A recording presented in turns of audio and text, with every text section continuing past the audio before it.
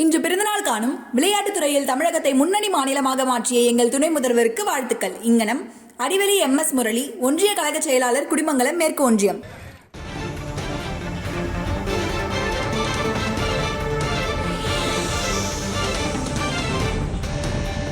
காற்றழுத்த தாழ்வு மண்டலம் சென்னையை நெருங்குவதாக அண்மை செய்தி கூறுகிறது. நாகையிலிருந்து 350 கிலோமீட்டர் தொலைவு மற்றும் சென்னையிலிருந்து 530 கிலோமீட்டர் தொலைவில் புயல் சின்னம் மையம் கொண்டிருப்பதாக கூறப்பட்டிருக்கிறது. சென்னையிலிருந்து 530 கிலோமீட்டர் தொலைவில் ஆழ்ந்த காற்றழுத்த தாழ்வு மண்டலம் மையம் கொண்டிருப்பதாகவும் இன்னும் 6 மணி நேரத்தில் அது செங்கல் புயலாக வலுப்பெறும் என்றும் கணிக்கப்பட்டிருக்கிறது. நாகையிலிருந்து 350 கிலோமீட்டர் தொலைவில் ஆழ்ந்த காற்றழுத்த தாழ்வு மண்டலம் நிலை கொண்டிருக்கிறது.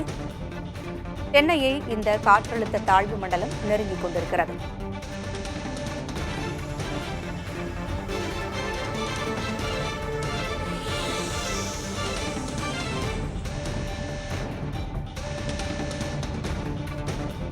வங்கக்கடலில் உருவாகியுள்ள ஆழ்ந்த காற்றழுத்த தாழ்வு மண்டலம் இன்று மாலைக்குள் புயலாக வலுப்பெறும் என்று கூறப்பட்டிருக்கிறது. செங்கல் என்று அந்த புயலுக்கு பெயரும் சூட்டப்பட்டிருக்கிறது.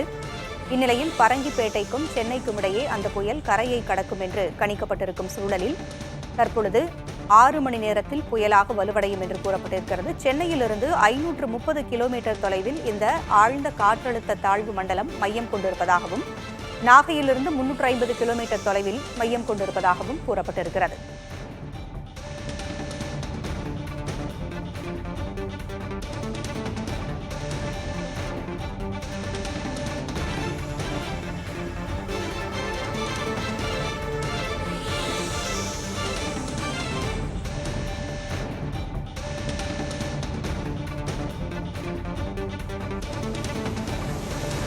இன்று பிறந்தநாள் காணும் விளையாட்டுத் துறையில் தமிழகத்தை முன்னணி மாநிலமாக மாற்றிய எங்கள் துணை முதல்வருக்கு வாழ்த்துக்கள். இங்கனம் அடிவெளி MS முரளி, ஒன்றிய கழக செயலாளர், குடிமங்கலம் மேற்கு ஒன்றியம்.